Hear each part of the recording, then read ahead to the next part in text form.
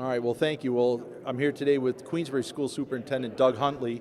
He came down and joined our Republican conference today, calling out Governor Cuomo to release the school aid runs in the interest of transparency, most important in government. But on top of that, just as a practical matter, the hundreds and hundreds of public school districts throughout the state, they're in the process of trying to create a budget right now. They need the revenue projections in order to do their jobs.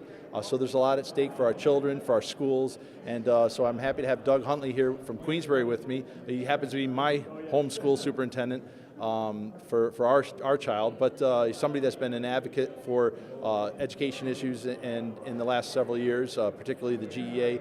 But Doug participated in the press conference today, and I'd like to just offer Doug an opportunity to share his thoughts on what this all means to school districts.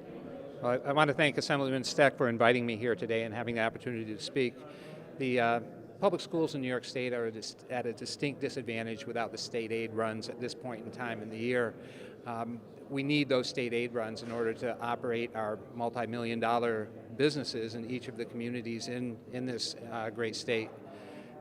Beyond that, we need the aid runs, but we need the aid runs to be good aid runs. We've been experiencing the gap elimination adjustment for the last 6 or 7 years in New York State, where the state has taken dollars from budgets in each of the districts throughout the state in order to balance their budget. And it's time now that New York State has a surplus for those dollars to be returned to public schools so that we can operate our budgets and provide an equitable education to the students in our communities and therefore in the communities throughout the state.